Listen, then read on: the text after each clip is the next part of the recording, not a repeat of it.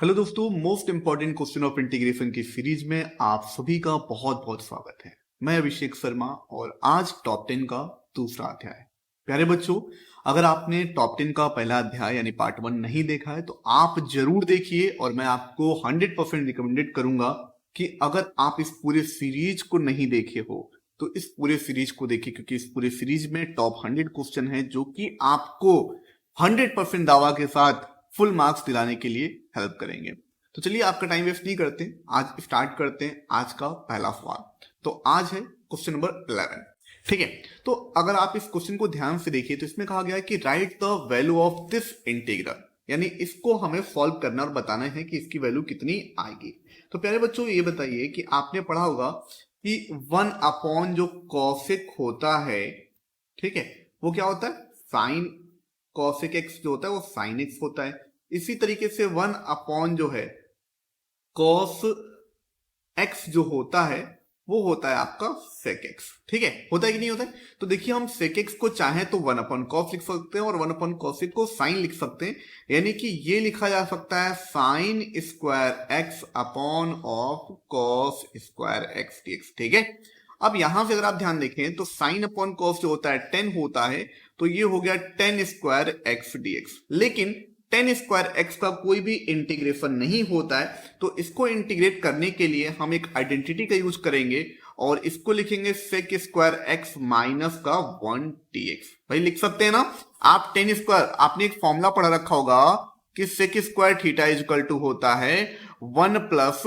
10 square theta, right. तो अगर हमें केवल 10 की वैल्यू चाहिए तो हम सेक को इधर कर देंगे। इस तरीके से हमने इसको ऐसा लिख लिया। अब इसके बाद इंटीग्रेशन को अलग अलग अगर मैं ब्रेक कर देता हूं तो sec square x dx minus 1 dx. अब भाई सेक स्क्वायर एक्स का डायरेक्टली इंटीग्रेशन क्या होता है, वो होता है आपका 10x, राइट।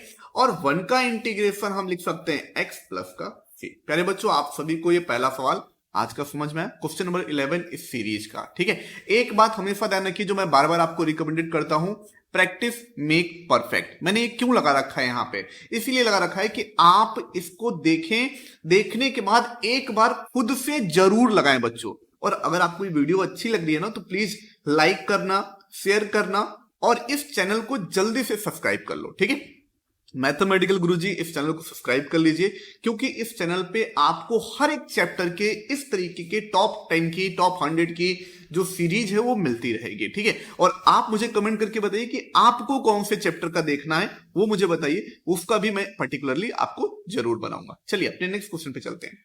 अगला क्वेश्चन है कि आपको इंटीग्रेशन करना है 2 minus 3 sine x upon of cos square x. तो भाई अब इसको सॉल्व करने के लिए देखिए क्या करेंगे। तो सबसे पहले इसको भी मैं अलग अलग कर लेता हूं। तो 2 अपॉन कॉस स्क्वायर एक्स मैंने अलग कर लिया और 3 upon 3 sine x upon cos square x को मैंने अलग कर लिया। ऐसा क्यों किया प्यारे बच्चों? तो ऐसा इसलिए किया क्योंकि ये 2 हो जाएगा बाहर और ये हो गया सेक स्क्वायर एक्स। याद है ना, अभी मैंने सेक स्क्वायर एक्स का इंटीग्रेशन आपको बताया।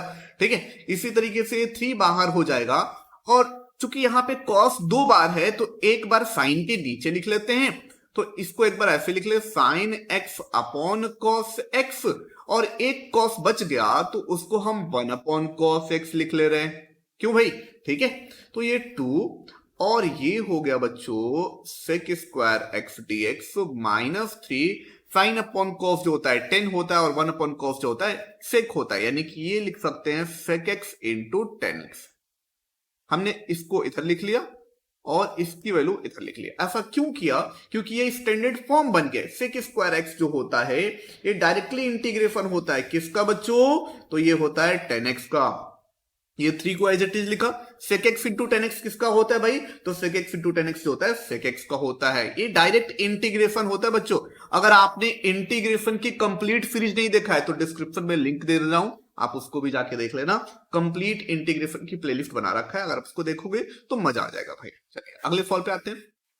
अगला सवाल भाई, ये तो सीधा सीधा फॉर्मूला दे रखा है। अगला सवाल में आपको कुछ समझना ही नहीं है। एक फॉर्मूला होता है integration of D x upon of under root of A square minus x square, और इसका फॉर्मूला ये होता है प्यारे बच्चों कि साइन इनवर्स एक्स अपॉन ए प्लस का सी। अब ए की जगह पे अगर आप देखोगे तो 1 है, तो इसको तो हम डायरेक्टली लिख देंगे कि sine inverse x upon 1 plus का सी, यानी कि साइन इनवर्स एक्स का फॉर्मूला ही होता है। तो ये तो बहुत ही सिंपल था। एक बात हमेशा ध्यान रखो बच्चों, प्रैक्टिस मेक मैन परफेक्ट, और अगर आप गर्ल हो तो आपको भी परफेक्ट बनना पड़ेगा, इसके लिए प्रैक्टिस करना जरूरी है, ठीक है। ऐसा नहीं कि केवल मैन ही परफेक्ट होते हैं, गर्ल्स भी परफेक्ट होते हैं, ठीक है। चलिए अगला सवाल देखिए।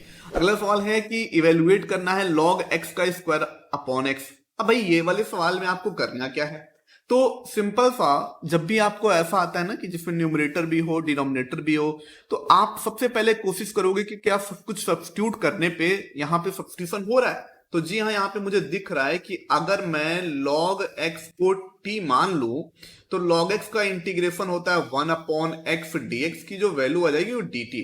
तो देखो dx अपॉन x की जो वैल्यू आ गई वो dt हो गई, और ये हो गया t, यानी क्वेश्चन कितना आसान हो गया, ये हो गया t स्क्वायर dt।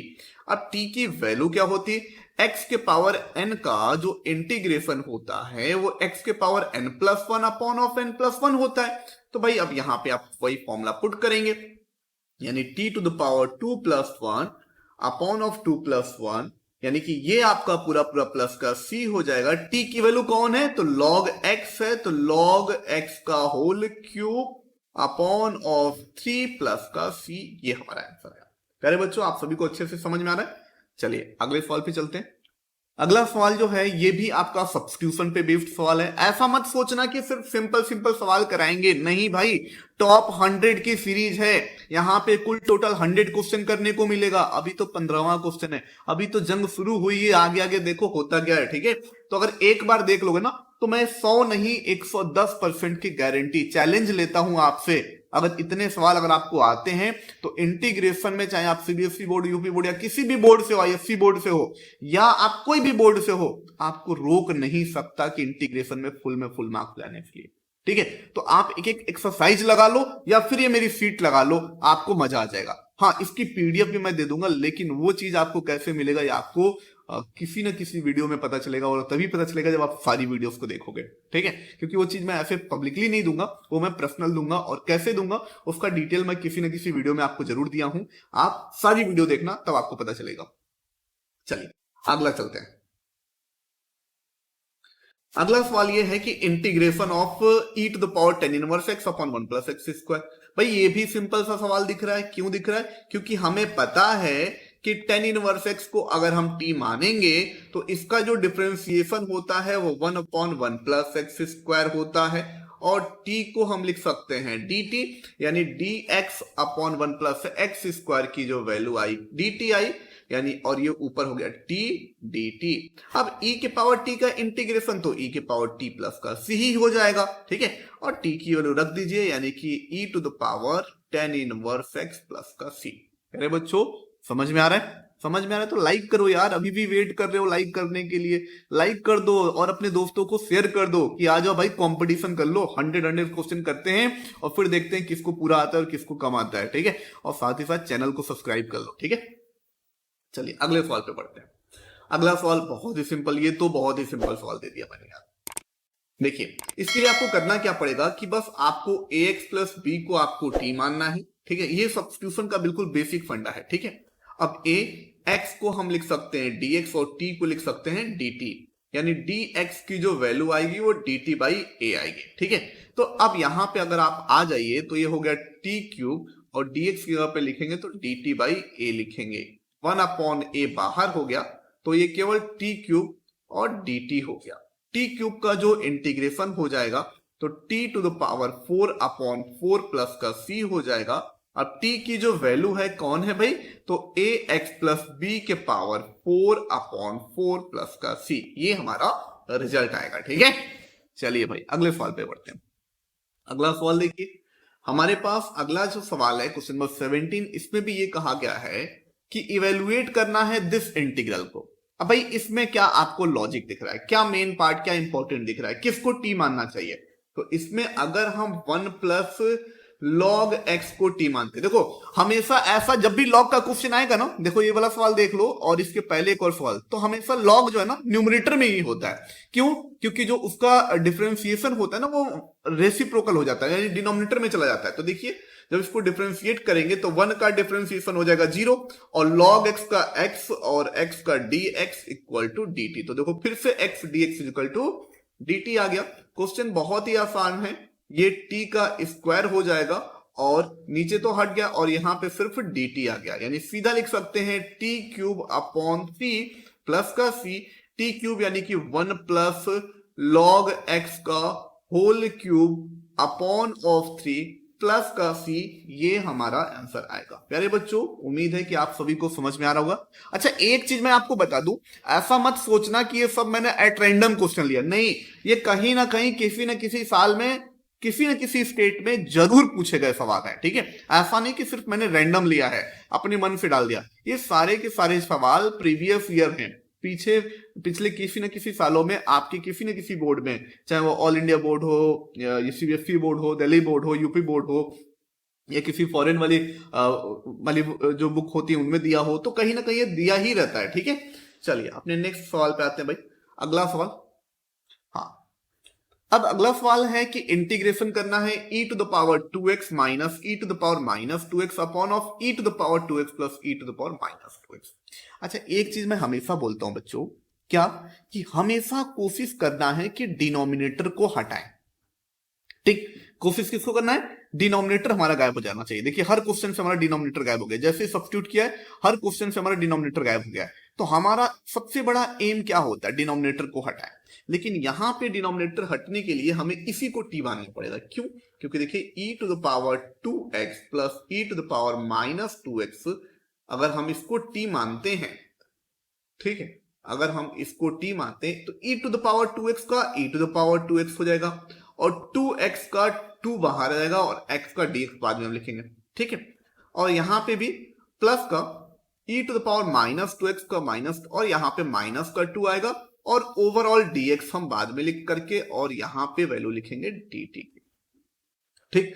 हम 2 बाहर ले लेते हैं और नीचे भेज देते हैं, तो e to the power 2x minus of e to the power minus 2x dx की जो वैल्यू आई वो dt बाई 2 आई। तो देखिए भाई न्यूमरेटर पूरा पूरा दिखने लगा, ये देखिए ये जो न्यूमरेटर था ये पूरी पूरी इसकी वैल्यू क्या दिखने लगी? dt बाई 2 दिखने लगा। यानी क्वेश्चन अब हमारा बहुत ही सिंपल हो चुका है, हम इसको लिखेंगे dt by 2 into 1 upon T, ये पूरी पूरी टी हो गई, तो 1 अपॉन 2 को बाहर भेज दिए तो dt बाई टी हो गया। और dt बाई टी किसकी वैल्यू होती है? इंटीग्रेशन होता है log ऑफ t। केवल एक ही फॉर्मूला होता है डिनोमिनेटर को हटाने का, वो है log वाला, ठीक है, इस तरीके का, नहीं तो इनवर्स में आ जाते हैं।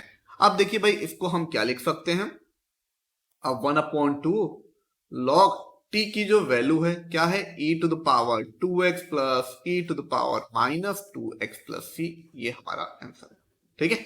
आप हमेशा प्रैक्टिस करते रहो बच्चों, क्योंकि आपको प्रैक्टिस ही परफेक्ट बनाएगा, ये बात हमेशा ध्यान रखो। ऐसा नहीं कि सिर्फ देख लिया वीडियो तो समझ में आ गया, नहीं, देखने के साथ साथ आपको एक बार लगाना भी जरूरी है, इसको आप जरूर और जरूर लगाइए। चलिए आगे बढ़ते हैं, क्वेश्चन नंबर 19 अगला सवाल। तो देखिए इस सवाल को करने के लिए सबसे पहले आप क्या करेंगे, तो चूंकि जितने भी सवाल आज मैंने कराया है ना, आज सारे के सारे सवाल सब्स्टिट्यूशन पे बेस्ड हो रहे हैं, तो यहां पे सबसे पहले हम अगर अंडर रूट ऑफ x को t मानते हैं तो x के पावर 1/2 t को हम लिख सकते हैं 1 अपॉन 2 x के पावर 1/2 माइनस 1 dx की वैल्यू dt। भाई कौन सा फॉर्मूला लगा दिया?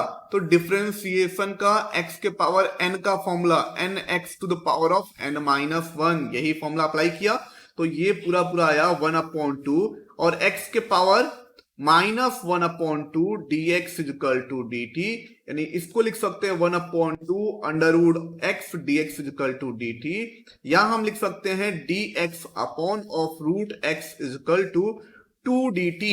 यानी ये देखो बच्चों इस पूरे की वैल्यू आ गई 2 dt और ये cos under root of x आ गया, तो देखिए इसको लिख सकते हैं इंटीग्रेशन ऑफ cos t और इसकी जगह पे लिखेंगे 2 dt। भाई 2 बाहर हो गया integration of cos t dt और cos t का इंटीग्रेशन होता है सिंपल सा sin t। क्यों भाई? cos t का इंटीग्रेशन सबको पता होगा ना, sin t होता है। यही अगर डिफरेंशिएशन करेंगे तो माइनस में आ जाता है और प्लस का c। हमेशा ध्यान रखिए बच्चों, t की जो वैल्यू है वो पुट कर दीजिए तो sin under root of x plus का c। तो इस तरीके से आपका क्वेश्चन नंबर 19 भी सॉल्व होता है। उम्मीद है कि ये वाला सवाल भी आपको अच्छे से समझ में आया होगा। चलिए अपने अगले क्वेश्चन पे आते हैं। The next question, question number 20, ठीक है, टॉप 10 का आज आखिरी सवाल है टॉप 10 वाले का। तो चलिए इस सवाल को करने के लिए आपको क्या करना पड़ेगा, पहले ये ध्यान से देखिए। तो अक्सर इस टाइप का जब भी सवाल आए ना जिसमें साइन हो और कॉस हो, तो यूं समझ लो कि इसमें जो हम रूल आपको बताते हैं कि डिनोमिनेटर को हटाना है, तो डिनोमिनेटर में ही कुछ ना कुछ लॉजिक छुपा होगा। तो हम 2 को बाहर कर लेते हैं, कॉस एक्स, इसको हम sine x into sine x dx लिख ले तो कोई दिक्कत। ये आया 2। अब आएगा ये, अगर हम चाहें तो 1 अपॉन साइन जो होता है वो कॉसेक होता है, कॉसेक एक्स होता है, और कॉस अपॉन साइन जो होता है वो कॉट एक्स होता है। क्या बात है? तो integration of cosec x into cot x, ये तो बहुत ही सिंपल सा हो गया भाई। ये तो होता है 2, ये होता है माइनस का कॉसेक एक्स प्लस का सी। तो आपका जो रिजल्ट आएगा माइनस का 2 कॉसेक एक्स प्लस का सी। प्यारे बच्चों, ये रहे टॉप 10 का आज आखिरी सवाल। जो टॉप 10 अध्याय 2 चल रहा था उसका आखिरी सवाल, जो कि बहुत ही सिंपल वे में मैंने आज समझाया, जो कि एक तरीके का इंटीग्रेशन बाय सब्स्टिट्यूशन मेथड पे बेस्ड था। बच्चों, अगर आपको हमारी ये क्लासेस अच्छी लग रही हैं, आपको ये सीरीज अच्छा लग रहा है, तो प्लीज इस चैनल को सब्सक्राइब करिए। सपोर्ट करने के लिए ज्यादा से ज्यादा लोगों तक शेयर करिए और लाइक कर दिया करिए वीडियो को। ये आपसे एक रिक्वेस्ट है बच्चों कि ज्यादा से ज्यादा बच्चों तक शेयर करें, वीडियो को लाइक करें और चैनल से जुड़े रहने के लिए हमें सब्सक्राइब जरूर करें। थैंक यू सो मच बच्चों, मिलते हैं अपने नेक्स्ट अध्याय में। तब तक के लिए bye bye and take care.